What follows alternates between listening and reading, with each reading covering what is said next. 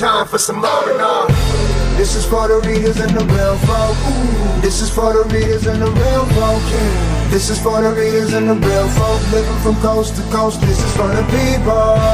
This is for the readers and the real folk. This is for the readers and the real folk. This is for the readers and the real folk. Living from coast to coast. This is for the people. It's time for some R&R.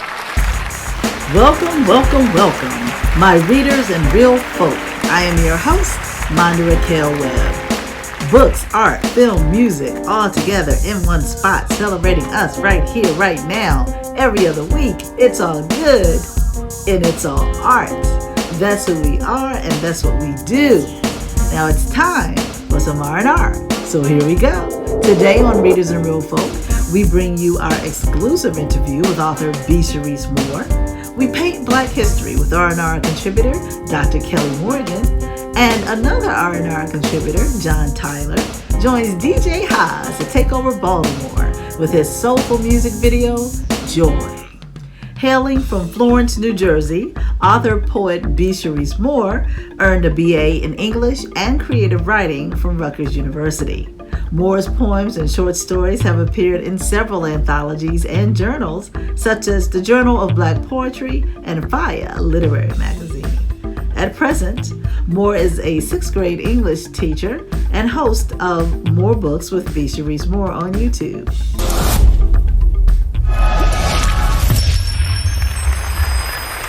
Welcome, B. Sharice Moore to Readers and Real Folk. Nice to see you. Got a little someone behind you. Yeah, and him. He can't. Yes, this is my son. He's not going to leave. So he's just going to be my co-interviewee. Which is fine. So I'm on Facebook last week, and I don't know. I guess I was scrolling. I have no idea. But then I saw that you won this grant, and I'm like, "She winning money. She got another book. What? Tell me about the grant process, and then your new book that's coming out in the fall." Yes, either late summer, early fall, according to my publisher. It actually might be late August. A friend of mine, her name is Mia Loving. She's a fantastic organizer here in Baltimore, where I live. And so she just kind of pushed over the Sustainable Arts Foundation Award, specifically for creatives, writers, and artists who have children. So I had to write about that and how my process has changed, since becoming a mom. And my son is 3 years old now. And that's about when I started to write, the current novel that I just finished, Dr. Marvelous Jen's Odd Scholars. And then they also wanted to know, what we would do with the money if we received it. Nice. And we can use it, as we see fit. So it wasn't for a specific project, though I do plan on, using it for something specific. So anyway. That boy looked like he was swinging, didn't he? Being a parent, being a teacher, and, having the kids at home, and you're trying to teach. So, we can address, I want to hear about the book and the young adult. Yes. I'm going to address all of that. And actually, technically, we're addressing it in real time. So I already have 15 pages, and it had been workshopped in my graduate class in curriculum and instruction at McDaniel. But my concentration or my focus is in writing for young adults and children. This was in February when I applied. So I honestly had forgotten all about it. And then I see this email last Thursday and it says, congratulations. And I thought it was spam. I was like, oh God, what do they want me to do now? They want me to buy something. You know how that is. What is this? And then I opened it and it said, you were selected as one of our awardees. And I was just ecstatic, especially to know that they had nearly 1,800 applications. And wow. That was amazing. So for those of you out there that are thinking about, they say that everyone has a book in them, but not everyone writes one.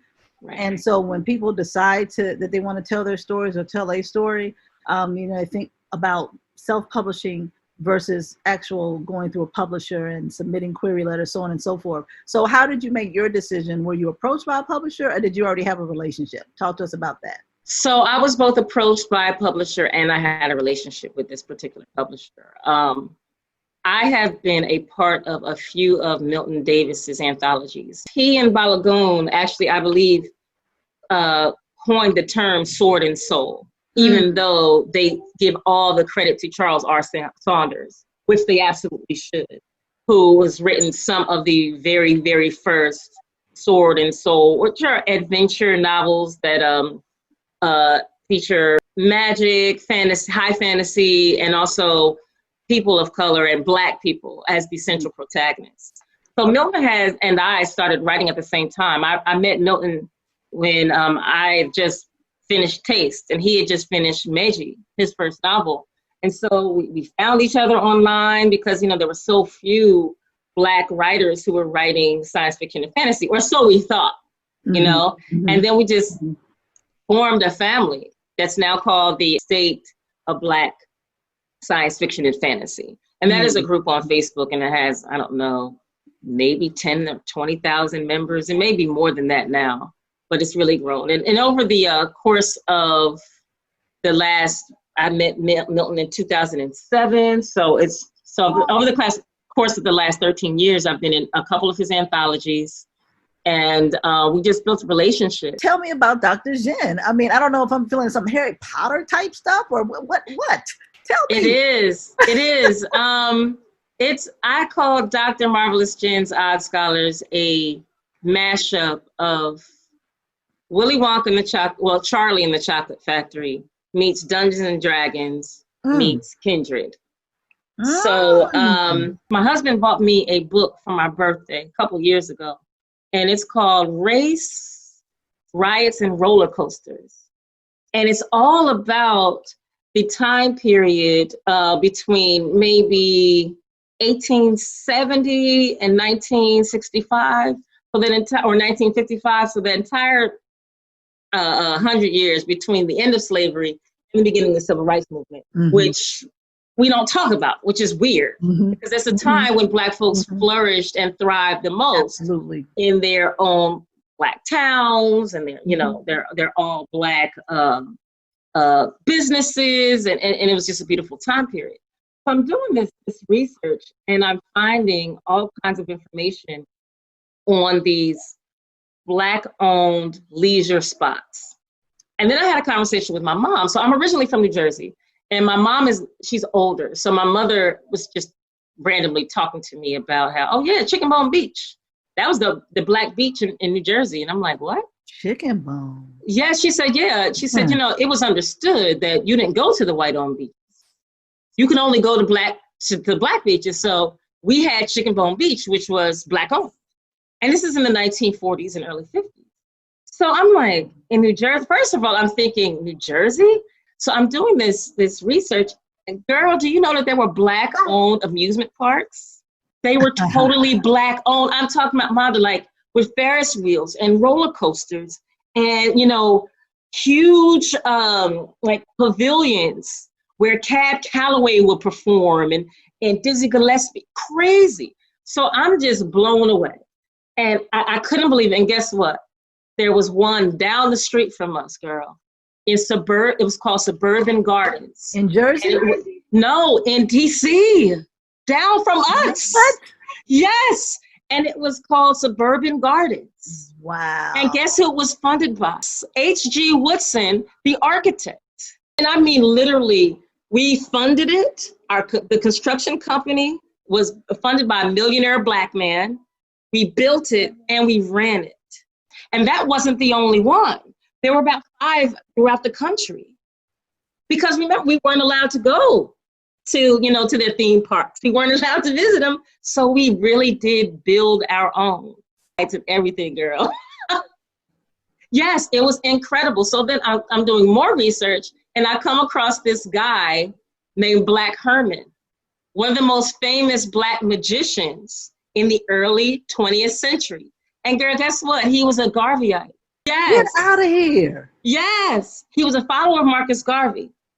And his real name was Benjamin Rucker. He traveled up and down the East Coast with his magic tricks. And girl, he would sell back to Africa talismans and tonics to ward off racism. This is in the early 1900s. To ward off racism. Yes. So after all this research, I said, oh no. I said, this is it. So Dr. Jen is loosely based off, the inspiration is from Black Hermit. And so in the book, she is this mysterious sorceress who actually builds her own theme park. But the theme park, inside of it, it has magic and mythological creatures.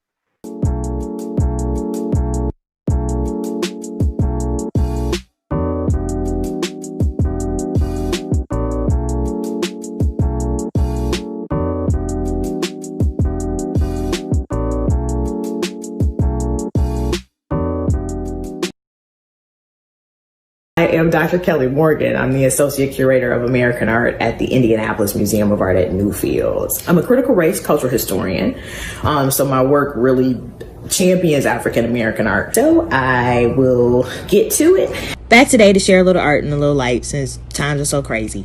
And I wanted to follow up on the American landscape painter, Robert Seldon Duncanson. So I wanted to give you guys a first person sort of point of view look at the Duncanson that we have in the collection here at IMA. So this is one of our jewels of our Hudson River School collection here at Newfields. It's entitled Long Lock. It was inspired by Duncanson's visit to Scotland during the Civil War years.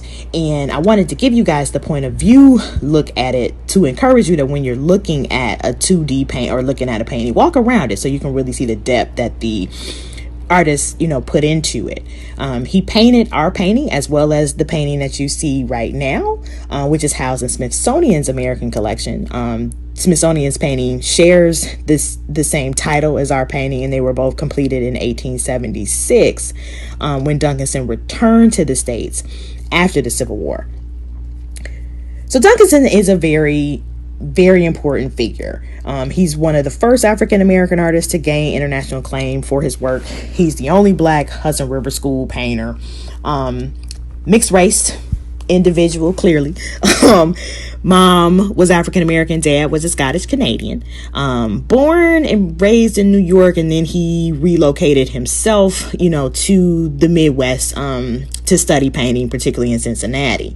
He worked as an itinerant painter, as well as a photographer for a number of years, just to kind of keep the bills paid. And for all my Detroit players out there, he worked in Detroit for a very long time. So he starts painting in the 1840s, and by the end of the 1840s, 1848 to about 1850, he's getting a lot of attention, right? People are starting to buy his work, commission his work, and he's commissioned by Nicholas Longworth, who's a prominent Cincinnati businessman, prominent abolitionist, and he commissions Duncanson to paint this series of murals in the front entrance of his home. His residence is now most popularly known as the Taft Museum of Art. So to get back to our painting, this view gives you a real close up to the detail. As Duncanson painted, he always left a little bit of painting, of paint kind of raised up from the canvas when he created the detail and the figures, in a lot of his work, and that's called impasto. Look at just the detail of the rocks, and like this is an everyday, scene, right, of people just kind of coming down to the lock, enjoying themselves for respite, fishing, just the day-to-day, right, of the people of Scotland. So again, when you're in museums and you're looking at landscape paintings, get as close as you can without damaging the painting or without touching the canvas, to see the details, to see the way in which artists use perspective and, foreground and, like I said, the color and line, right, to create the depth. Step back, right, even pull yourself away, from the painting so that you can see the way that they use light and the way that they depict light to really produce the majesty.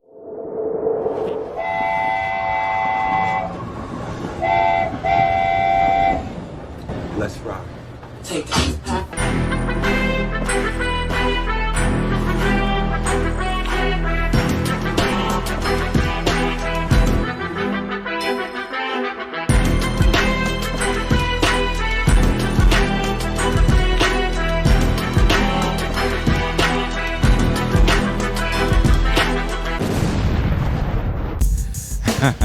That's right, my readers and real folks.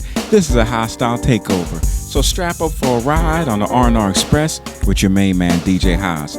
Special shout out to my web queen, Monda Raquel Webb, and to blackartinamerica.com, the only place online to get that visual, vibrant, beautiful black art. Check it. Today we're going to take a ride back over to the B-More to check in on our multi-talented musical friend, John Tyler. But today you're in for a special treat because Tyler himself takes center stage to bring us joy. That's right, while B-More's Juba production catches everything on film. So here it is, John Tyler and Juba Productions with their soulful music video, Joy.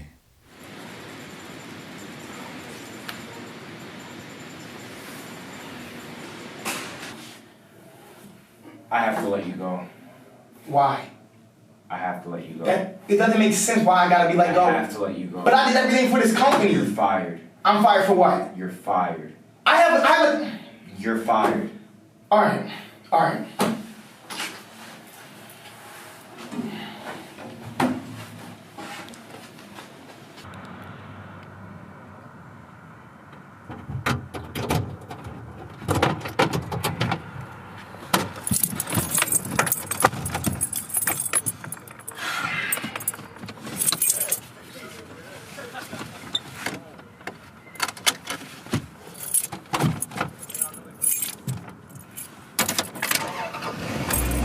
Listening to 103.5, the Johnny Llama Radio. We got the best tunes, we got the best vibes. Right now we're gonna play that new John Tyler, titled Joy. Turn up your stereo, turn up your radio, and bump it loud. We've been waiting for a long time to make it to the finish line. And a couple friends died, but we back now. We can never back down. For a time like this. We got so much.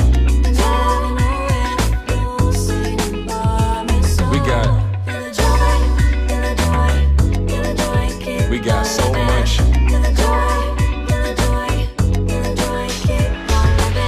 Yeah, that's that new John Tyler. Want to see him live? Be caller number 26.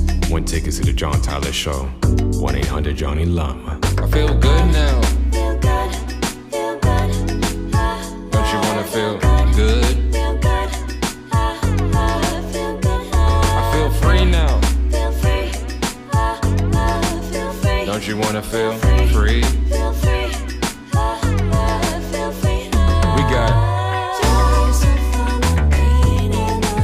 We got so much.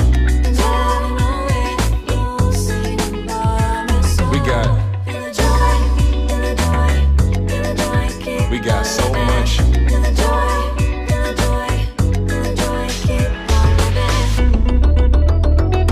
I've been black for a long time. Life has been a hard time. Like I work a part-time, I'm coming like a punchline. Yeah, I'm a man of my word, soaring like a bird. Yeah, I'm back, yeah, you heard. Trying to be the meek man and keep my humility. Trying to clean the street, man, and feed my community. It's all about the unity. Take advantage of the opportunity. It's soon to be joy.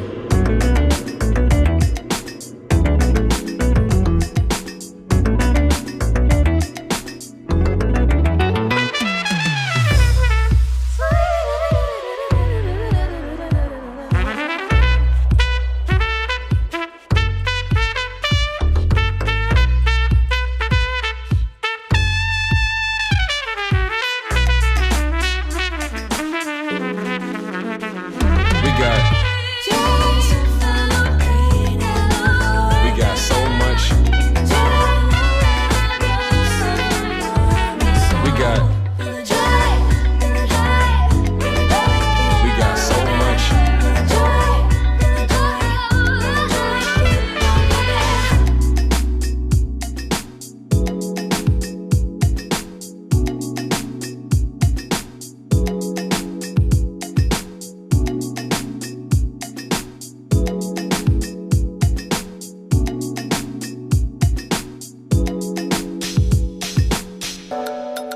Well, that does it for this week's edition of Readers and Real Folk. Remember, join us here every other week at blackartinamerica.com for new episodes. And look, folks, if you like what you see here and want the R&R team to keep bringing you the latest in books, art, music, and film, please become a monthly Patreon supporter on our R&R Patreon page. Show us some love. Go to the page, sign up for as little as a few dollars a month. That's right, we're counting on you, so you can keep counting on us. Until next time, this is your R&R host, Monda Raquel Webb, wishing you art, peace, and love. And the real folk living from coast to coast. This is for the people. This is for my people, yeah. This is for the people. This is for my people, yeah. It's time for some R&R. This is for the readers and the real folk. This is for the readers and the real folk. This is for the readers and the real folk living from coast to coast. This is for the people. This is for the readers and the real folk. This is for the readers and the real folk. This is for the readers and the real folk living from coast to coast. This is for the people. This is for the